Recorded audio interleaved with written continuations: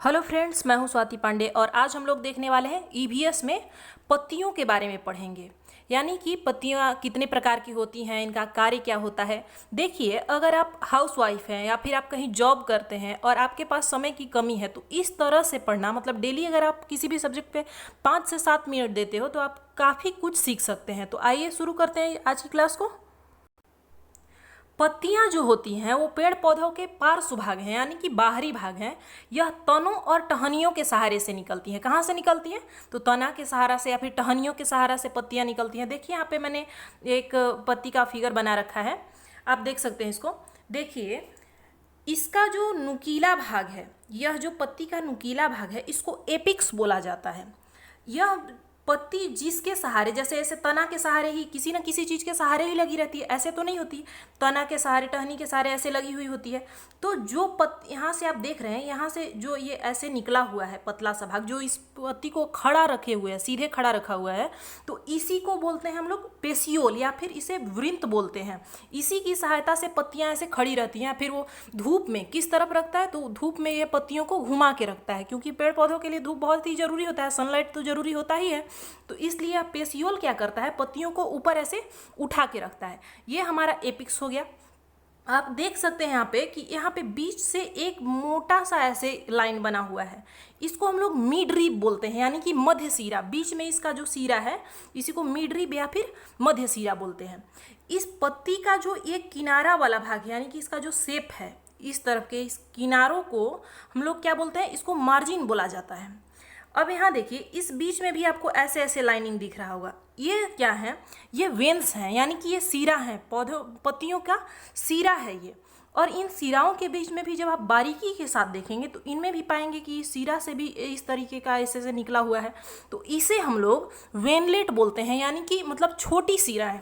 जो छोटी सिराएं होती हैं उसको हम लोग क्या बोलते हैं? वेनलेट बोलते हैं। यह क्या हो गया? ये हमारा वेन्स हो गया, ये हमारा मिड रिब हो गया, ये हमारा पेसियोल हो गया यानी कि वृंत हो गया, और ये हमारे एपिक्स हो गया। और इन किनारों को हम लोग मार्जिन बोलते हैं। तो यहाँ तक हो गई बात। अब आप लोग समझ गए होंगे। इन पत्तियों पे छोटे छोटे छोटे छोटे धब्बे होते हैं हरे हरे कलर के, तो उनको हम लोग क्लोरोप्लास्ट कहते हैं। साथ ही इन पत्तियों में छोटे छोटे छिद्र भी पाए जाते हैं, जिसको स्टोमेटा या फिर रंध्र बोलते हैं। पहले इसको हम लोग एक फिगर की सहायता से समझते हैं, उसके बाद देखते हैं। देखिए, यहाँ पे मैंने हर किसी का नाम लिख रखा है कि किस भाग को, पत्ती के किस भाग को क्या कहते हैं। आप लोग इसका स्क्रीनशॉट ले सकते हैं और इसको अपने नोटबुक में नोट कर सकते हैं। देखिए, ये हमारा मार्जिन हो गया, जो किनारा हो गया। ये हमारा एपिक्स हो गया, इसका जो नुकीला भाग होता है, लास्ट वाला भाग या बोले हम। ये हमारा वृंत हो गया जी, जो कि पत्तियों को उठा के रखता है। इसमें जो छोटा छोटा छोटा छोटा वो दिख रहा है हरा कलर का, इसको हम लोग क्लोरोप्लास्ट बोलते हैं। ये हमारा वेनलेट हो गया, जो ये वेन्स से निकला हुआ है पतला पतला सिरा, इसको हम लोग वेनलेट बोलते हैं या फिर छोटी सिरा बोलते हैं। ये हमारा जो बीच में मोटा सा एक वो दिख रहा है सिरा, इसको हम लोग मिड रिब बोलते हैं या फिर मध्य सिरा बोलते हैं। पत्तियों के किनारे वाले भाग को हम लोग मार्जिन बोलते हैं, और साथ ही यह जो है इसे हम लोग वेन या फिर सिरा बोलते हैं। तो यहाँ तक आप लोग, उम्मीद है कि ये समझ गए होंगे कि किस भाग को, पत्ती के किस भाग को क्या बोलते हैं। आइए अब हम लोग देखते हैं रंध्र के बारे में। रंध्र का क्या इस्तेमाल होता है, ये क्या करता है? रंध्र, जो जिसे कि हम लोग इंग्लिश में स्टोमेटा भी बोलते हैं, इसका जो सबसे मुख्य कार्य है वो है वाष्पोत्सर्जन। वाष्पोत्सर्जन क्या है कि जब पेड़ पौधे जो अपनी जड़ों से पानी को सोख के ऊपर लेके जाते हैं, तो जो ज़्यादा पानी होता है, मतलब अगर देखें तो जो ज़्यादा हो गया, उसको ये रंध्र की सहायता से ही बाहर ऐसे ऐसे निकाल देते हैं। इसी को हम लोग वाष्पोत्सर्जन बोलते हैं। इसीलिए जहाँ जंगल ज़्यादा होता है वहाँ पे वाष्पोत्सर्जन की क्रिया ज़्यादा होती है, और वाष्प ज़्यादा बनते हैं, बादल ज़्यादा बनते हैं, और बारिश इसीलिए वहाँ ज़्यादा होती है। और जहाँ जंगल कम होते हैं वहाँ पे बारिश इसीलिए कम होती है। वाष्पोत्सर्जन क्या है? यह एक जल हानि की क्रिया है। क्यों?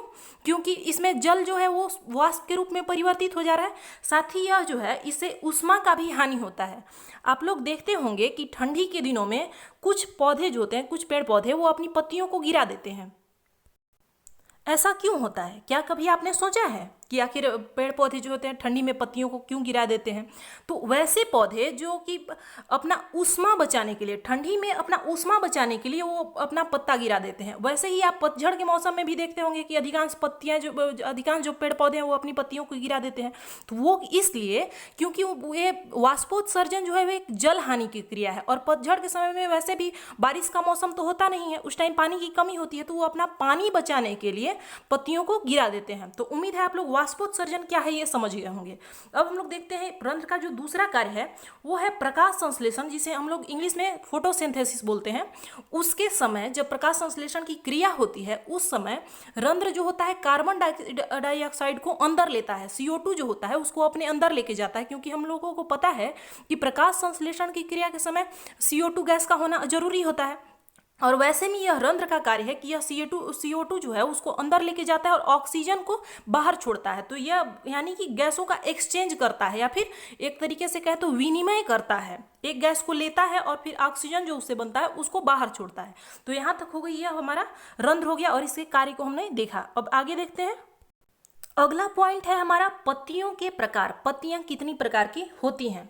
तो देखिए, पत्तियों को उनके बाहरी जो मार्जिन है आकार के हिसाब से दो भागों में बांटा गया है।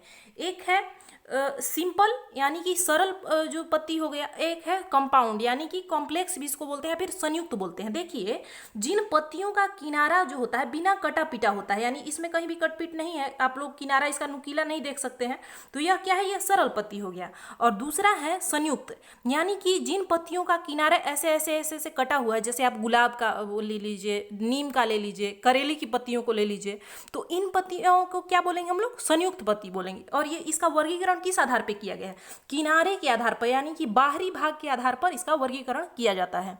आगे देखते हैं। दूसरा है हमारा, पत्तियों को सीरा के आधार पर भी बांटा गया है। सीरा यानी कि जो अभी हमने पढ़ा था, बीच वाला जो मिडरिप जिसको बोलते हैं, इसके आधार पर भी इसको दो भागों में बांटा गया है। एक है एकांतर और दूसरा है जालिकावत। एकांतर पत्तियां वैसी होती हैं जिनमें कि जो इनका सीरा है वो सीधा सीधा होता है, लंबा लंबा होता है, कहीं भी ऐसे मिला जुला ऐसे ऐसे एक में ही नहीं होता है, बल्कि सीधा सीधा होता है, तो इसीलिए इसको एकांतर पत्ती बोलते हैं। इसका एग्जाम्पल हो गया, जैसे आप धान के पौधे में देख सकते हैं, गेहूं में देख सकते हैं, मक्के में देख सकते हैं। और इनमें जो मतलब आप इस तरीके से भी समझ सकते हैं कि जिन पौधों की फलियों में एक बीज पत्री होता है, यानी कि केवल एक ही बीज होता है, उसको दो भाग में नहीं तोड़ सकते हैं। जैसे आप चावल अगर आप ऐसे धान को निकालते हैं तो उसमें से चावल का एक ही दाना निकलेगा, अगर आप उसको दो भाग करना चाहेंगे तो वो टूट जाएगा, लेकिन दो नहीं होगा। लेकिन ये जो जालिकावत पत्तियां होती हैं, जैसे कि आप देख सकते हैं इमेज में यहाँ पे, इसमें क्या है, इसमें वेन्स जो है इनका बहुत एकदम घुमावदार और ऐसे जाली की तरह बना हुआ है, तो इसके नाम से ही स्पष्ट है कि जालिकावत पत्तियां क्या है, यहाँ पे फोटो में बना भी हुआ है। इसमें क्या है, यह इनकी जो फलियां होती हैं वो द्विबीजपत्री होती हैं। जैसे आप आम को ही ले लीजिए, अगर आप आम की गुठली को ऐसे तोड़ेंगे तो वो बीज से खुल जाता है, या फिर आप चने को ले लीजिए, अगर आप उसको भिगो के ऐसे दबाते हैं तो वो दो भागों में बंट जाता है। लेकिन एकांतर पत्तियों के जो बीज होते हैं वो दो भाग में नहीं बढ़ते हैं, इनको एक बीजपत्री कहा जाता है और इनको द्विबीजपत्री कहा जाता है।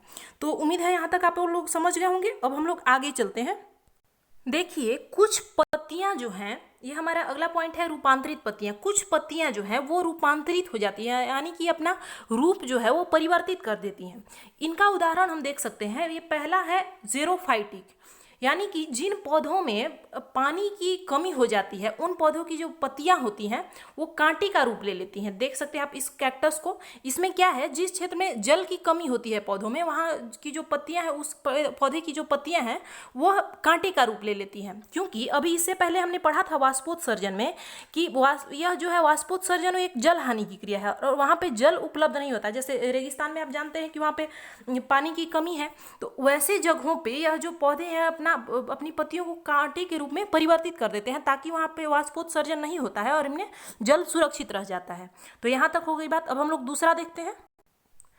दूसरा है हमारा कीटभक्षी पत्तियां।